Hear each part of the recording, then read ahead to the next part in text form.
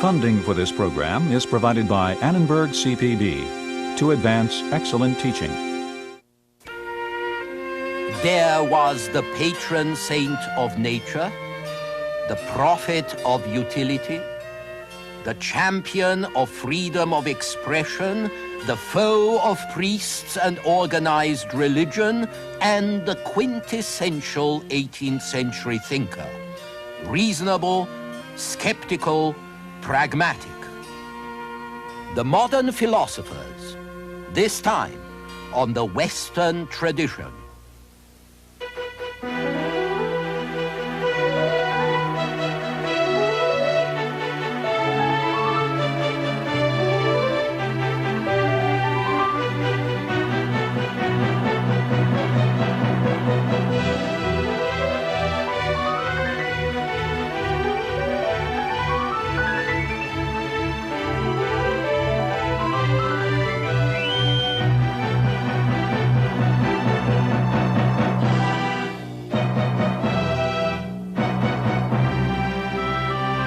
And now UCLA professor Eugen Weber's continuing journey through the history of Western civilization.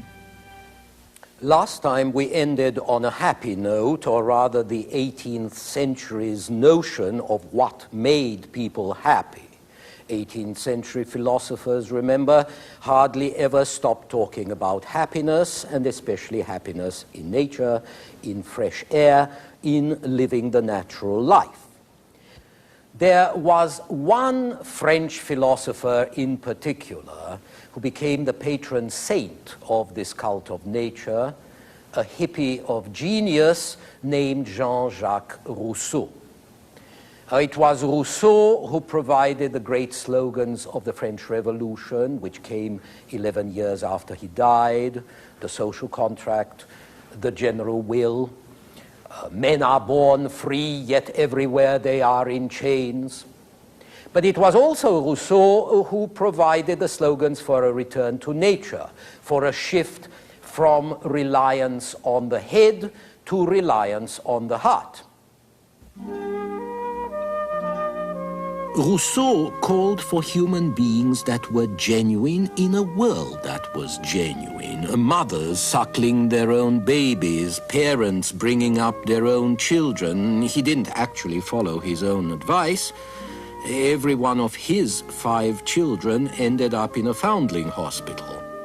But his influence was going to produce a radical change in taste, including a novel appreciation of natural beauty, wildness, forests, landscapes.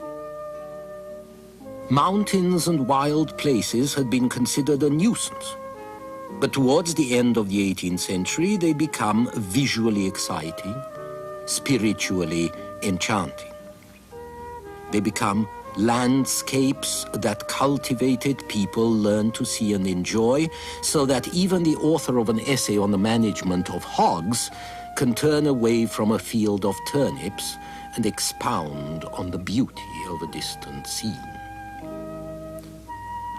And nature wasn't just beautiful, it was innocent. It never led you astray. As Wordsworth was going to put it, one impulse from a vernal wood may teach you more of man, of moral evil and of good than all the sages can. That's also pure Rousseau, and you can see that it doesn't appear to mesh with the rational and scientific mood of the Enlightenment. Rousseau found the dominant philosophy too crude, too rationalistic, too materialistic. His idea of happiness was dreamy, sentimental, private, where that of mainstream philosophers was public, or if you prefer, social. And so we have 2 parallel strains of thought, with Rousseau's being a sort of counter-culture view. To the mainstream philosophers, happiness was something you had to earn, to deserve, to conquer, not just absorb.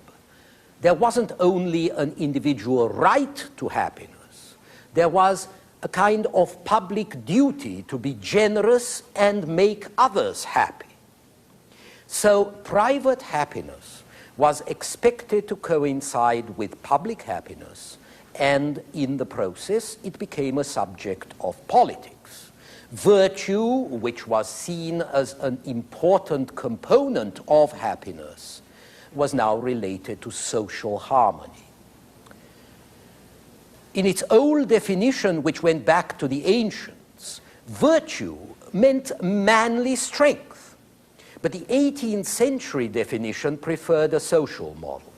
The virtuous man was above all useful to his fellows. Virtue wasn't just private, as it might be, let's say, with a good Christian, it was public. And it had nothing to say about God, it was secularized. And as a result, morality in the 18th century moved towards reasonable, other-directed behavior. Reasonable behavior. Reason in everything. In the Enlightenment, virtue and happiness, science and nature were all related to reason. A universal reason which allowed you access to truth and to happiness. And reason was also the secret of progress, material progress which went with intellectual progress and which brought with it moral progress. And with progress came optimism, an invention of the 18th century, and also the notion of utility, usefulness, all of which were combined and symbolized in scenes like this one. Utility has been defined by its high priest, Jeremy Bentham, as the property or tendency of something to preserve you from trouble or pain, or to procure you some good. So, for the individual, utility was whatever increased one's happiness or well-being. But for society, utility translated into the rule that the measure of whether a policy was right or wrong was whether it caused the greatest happiness of the greatest number of people. This was utilitarianism, which combined morality and self-interest into what the utilitarians called enlightened self-interest, that doing good is ultimately in your self-interest as a citizen, and that pursuing your self-interest contributes to the common welfare. The promoters of revolution in America were utilitarians like Benjamin Franklin, and so were the founders of liberal economics like the Scotsman Adam Smith, and you might indeed say that the typical Enlightenment thinker was a utilitarian. With reformers like Voltaire or the Italian Beccaria, utilitarianism took the form of what Voltaire called common sense. It was in the name of common sense that they proposed reforms. End public executions, Beccaria said. End arbitrary arrest, he said. End torture. Abolish the death penalty. Make trials public. Moderate punishments and make them fit the crime. And have one law for all with no exceptions of class. Above all, let's be able to argue about these matters. Let's have freedom of thought. Let's have freedom of expression. It was on this ground that Voltaire clashed with a church which would not allow freedom of expression. And from this he concluded that the church and its priests were the greatest enemies of progress, hence of humankind. Voltaire wasn't against God, mind you. He probably agreed with a gentleman who prayed, "O God, if there is one, save my soul if I have one." In principle, though, like most philosophers, Voltaire was a deist. He thought that there was some great power, a divine clockmaker, who wound the world up and then sat back and watched humanity make a mess of it. But Voltaire was against organized religion, which he thought was a tissue of superstition and fanaticism, and he was against priests who, he said, were engaged in fooling people and misleading them. You have to have a religion, of course, said Voltaire. You have to have a religion at least to keep your servants from stealing you blind. But you must not believe in priests. That was anti-clericalism, a powerful fighting creed that preached intolerance against the intolerant, but understanding and tolerance for those who did not conform to the tenets of established religion, a religion which in those days could still condemn unbelievers to a hideous death.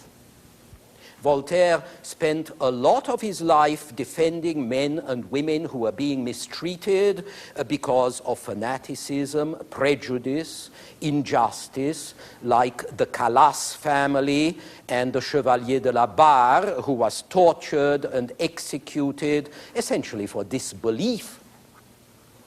And as he struggled against fanaticism, Voltaire also practically created something new which we now describe as public opinion. It was in the great political and anti-clerical campaigns of the late 18th century that public opinion became a serious factor in literate societies. And the intellectual, the publicist, the man of letters, was recognized as the dynamic force behind public opinion, immensely effective in spreading the message of enlightenment, which was not only rationalistic, but also utilitarian and materialistic, a belief in technical and economic progress. The greatest monument to this point of view is the encyclopedia which Voltaire and Diderot and their friends published through the 1750s and 60s. 17 volumes, 3 volumes of plates, all arranged in alphabetical order, which was another innovation because it abandoned traditional categories and hierarchies for a more equalitarian arrangement, which put theology after production, which put princes after locksmiths, because of the letter with which the word began. The encyclopedia is one long hymn to technical progress. The mechanical arts and their inventors get a degree of attention they never got before. Practical men are described as benefactors of humankind. There are endless articles on trades, on techniques like dyeing cloth, or making locks, or making stockings, on everything that's useful. Rank is subordinated to utility, politics is subordinated to economy. Liberty in this context is essentially economic, with political liberty a kind of icing on the cake of free enterprise. And when Diderot writes the article on political man, the article is all about agriculture, demography, and wealth, because well-being, health, work, freedom are all related. The humanism of the encyclopedists grew straight out of their materialism. They believed in evolution, in progress, in the possibility to change people, in the duty to do so, to do something for their happiness, the greatest happiness of the greatest number. To them, the universe was one great machine where everything was connected. The best and the worst aspects of this humanism can be seen in two completely different painters whom Diderot much admired. The first is Chardin, the painter of everyday life, clean, direct, intimate, deceptively simple, a sort of 18th century Vermeer. The second, however, is Greuze, melodramatic, moralistic, sententious, and generally soppy.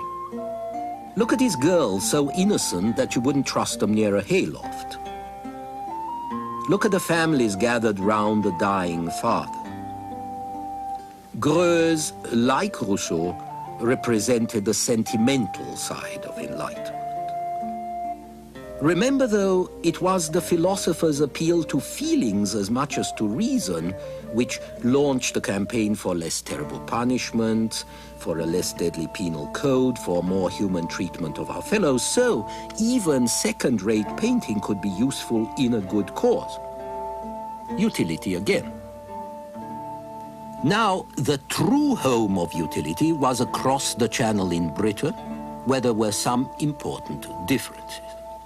Where continental philosophers looked to enlightened despots and to their centralized bureaucratic states to impose necessary reforms and produce a more efficient economy, the British felt they had an efficient economy precisely because they didn't have much of a bureaucracy and because they had avoided an authoritarian state.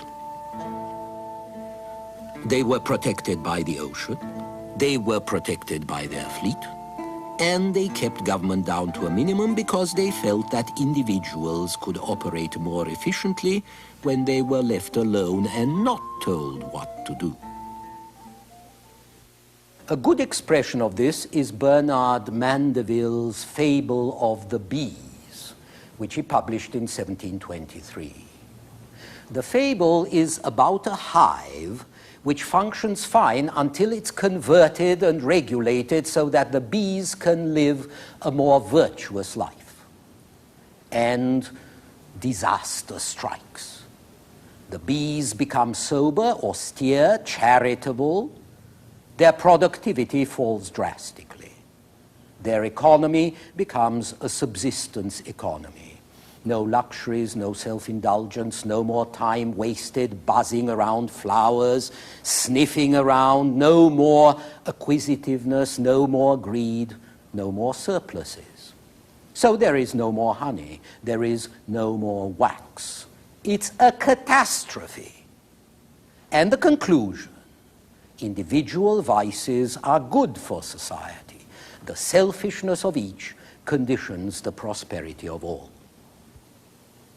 The ultimate version of this view can be found in Adam Smith, in his inquiry into the nature and causes of the wealth of nations, published in 1776. In this, Smith argues the fundamental harmony of self-interests. He believes in free trade, competition, production, profit, above all, no regulation. The state is simply there to see that order is kept and natural laws have their free play so that you can have a peaceful contest within a peaceful context for productive activity. Now, in this sense, utilitarianism, which informed all the thought of the 18th century, was really the doctrine of a country, of a period, of a class that felt that it was on the upswing.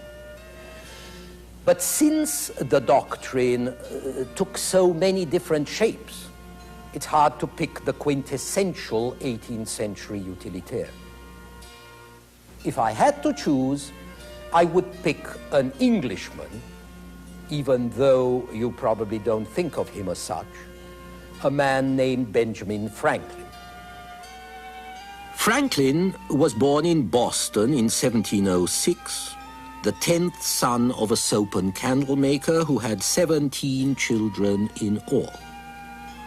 He began work at 12, he was trained as a printer, and he began to make money by printing paper currency for Pennsylvania and some other colonies.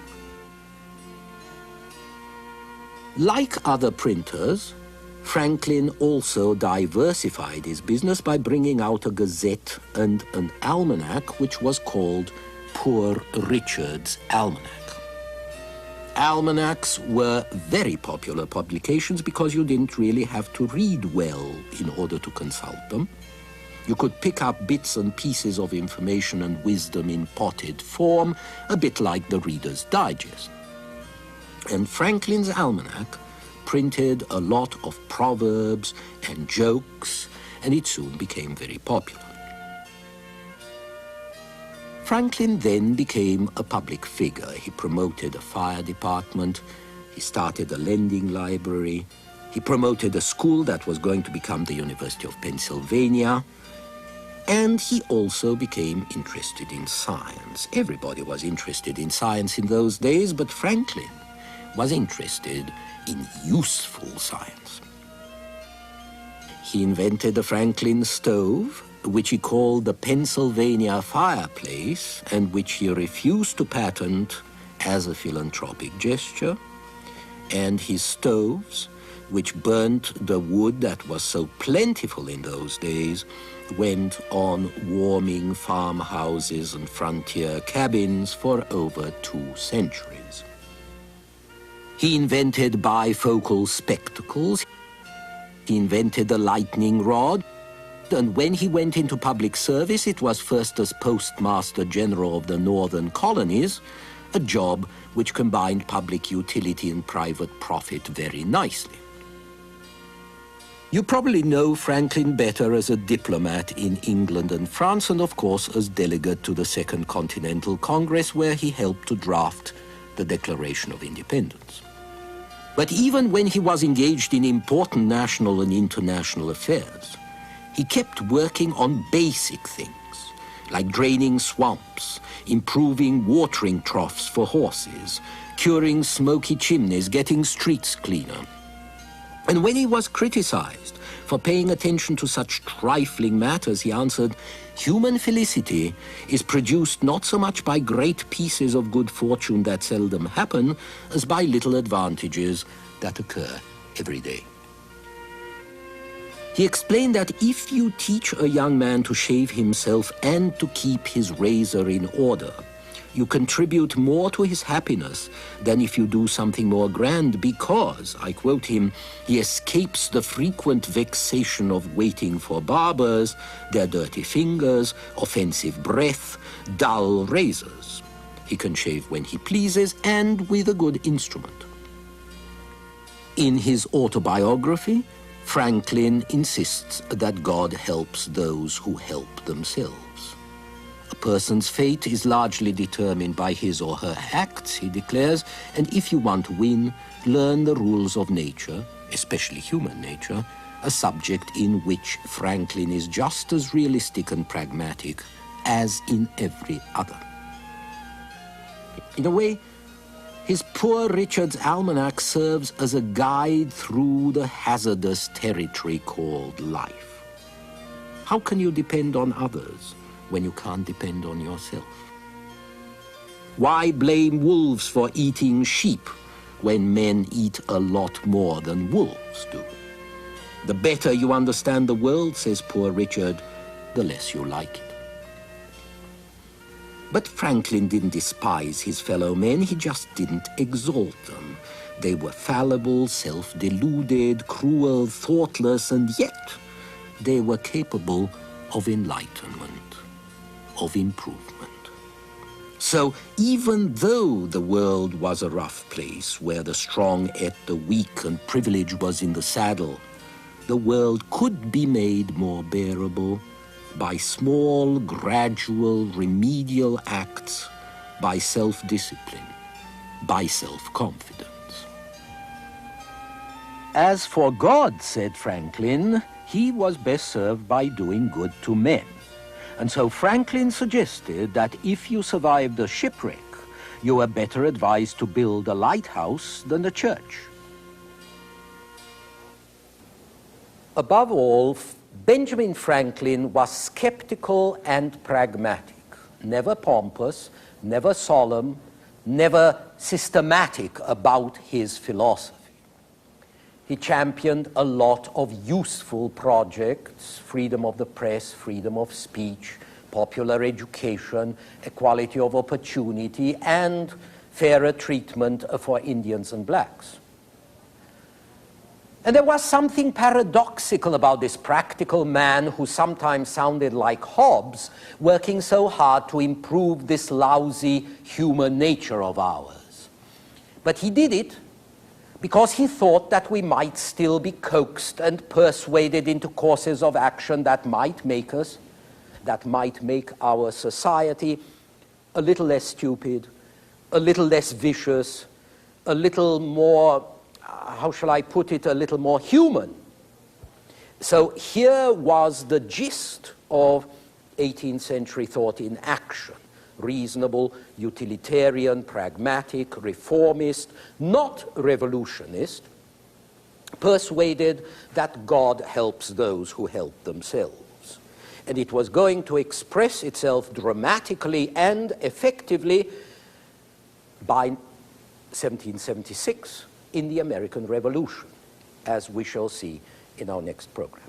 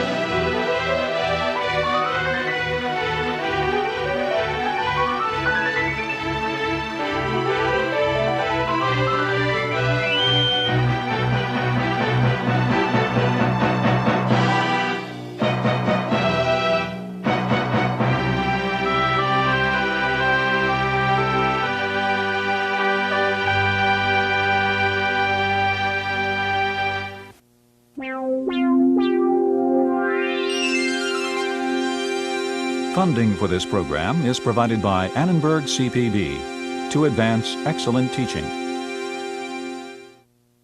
For information about this and other Annenberg CPB programs, call 1-800-LEARNER and visit us at www.learner.org.